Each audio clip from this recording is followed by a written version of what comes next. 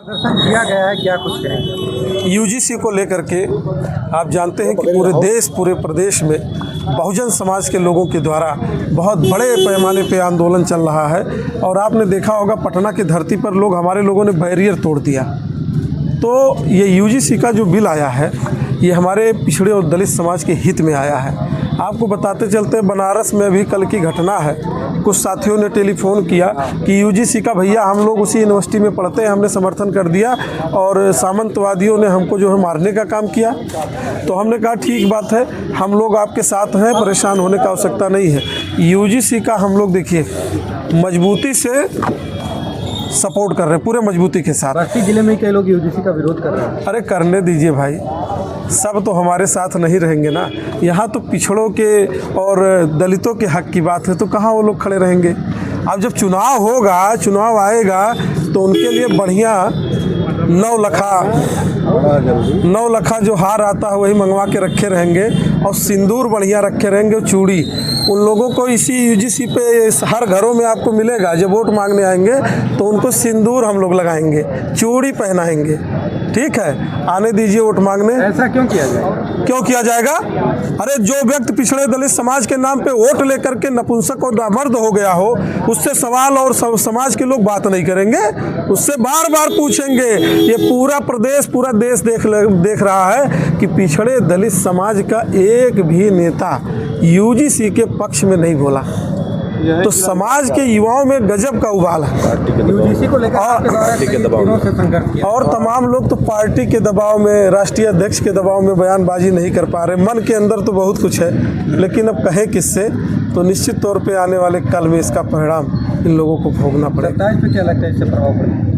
27 में बहुत बड़ा इसका प्रभाव रहेगा। आप देखेंगे कि आज हम पूरे दावे के साथ कह सकते हैं कि पूरे प्रदेश में युवा साथी हमारे जागरूक हो चुके हैं और जिस ओर जवानी चलती है उस ओर जमाना चलता है। तो ये युवा ही पलट के रख देंगे इन लोगों को जो यूजीसी पे आज बात नहीं कर रहे हैं। मांग क्या किया जाए? मांग हमने किया कि यूजीसी को लागू करना चाहिए और एक पत्र मैंने दिया, जातीय जनगणना कराने की बात हमने किया।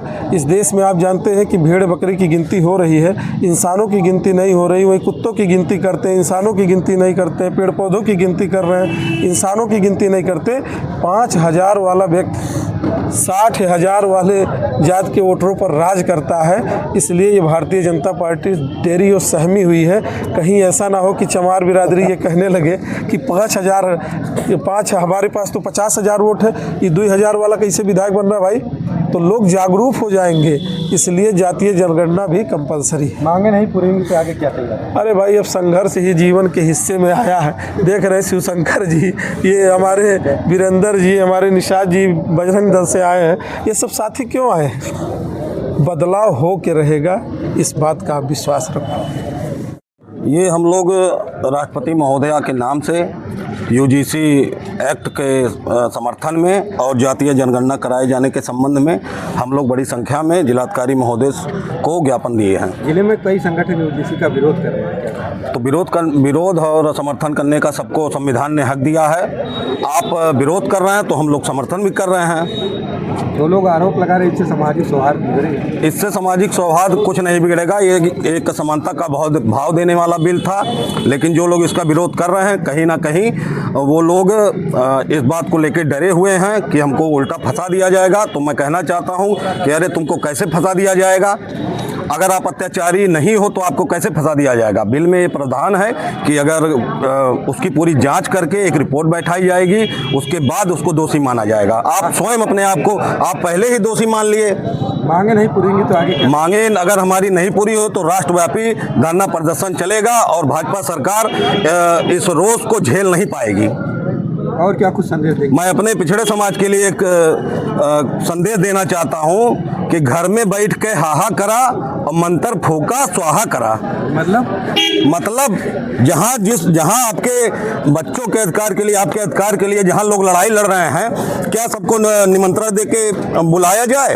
आपका जमीर मर चुका है क्या? आपका जमीर जिंदा होगा तो आप खुद वहां आएंगे उस अपने अधिकार और अपने कर्तव्य के लिए। उसके लिए आपको आना चाहिए। मैं यही इसलिए कहना चाहता हूं बस। देखिए, यूजीसी जो है, जो कानून केंद्र सरकार द्वारा लाया गया है, इसमें विश्वविद्यालय और महाविद्यालय और निजी शैक्षिक संस्थानों में 118% जातीय भेदभाव बढ़ा है। इसलिए यूजीसी कानून आया और हम लोग इसका समर्थन करते हैं। कई संगठन कई लोग इसका विरोध कर रहे हैं। विरोध देखिए, विरोध वही कर रहे हैं जो मनुवादी मानसिकता के हैं, जो जातिवादी भेदभाव करते हैं, वही लोग विरोध कर रहे हैं। बीजेपी कह रही है हम सबका साथ सबका विकास। देखिए, बीजेपी कह रही है, इसके लिए हम बीजेपी का भी स्वागत करते हैं कि दलितों पिछड़ों के छात्रों के लिए ऐसा कानून लेकर आया। हम उनका स्वागत करते हैं, लेकिन कुछ नीतियों पे हम उसका विरोध करते हैं। और क्या कुछ संदेश देंगे? संदेश यही देंगे कि यूजीसी जो कानून आया था, जो हाई कोर्ट के द्वारा जो है स्टे लगा है, उसको बहाल किया जाए। अगर बहाल नहीं किया जाएगा तो हम तमाम बहुजन लोग सड़कों पे उतरेंगे। सड़कों पे उतरना ही निष्कर्ष क्यों बनेगा? देखिए, ऐसा लोकतांत्रिक के दायरे में रहते हुए हम लोग मांग करेंगे। आज़ादी कितने वर्ष बाद भी आंदोलन की नौबत बन रही है क्या? देखिए, आज़ादी के इतने बाद आंदोलन की नौबत इसलिए बढ़ रही है कि कुछ देश में गद्दार है जो देश के ही जो है देश के रह के देश का खाते हैं और देश के साथ शोषण करते हैं। कौन है वो लोग मनवादी लोग हैं, जो जातीय शोषण, जाति के नाम पर शोषण, धर्म के नाम पर हिंसा भड़काने वाले यही लोग हैं, जो संविधान को मानते नहीं, मनुस्मृति को मानते हैं।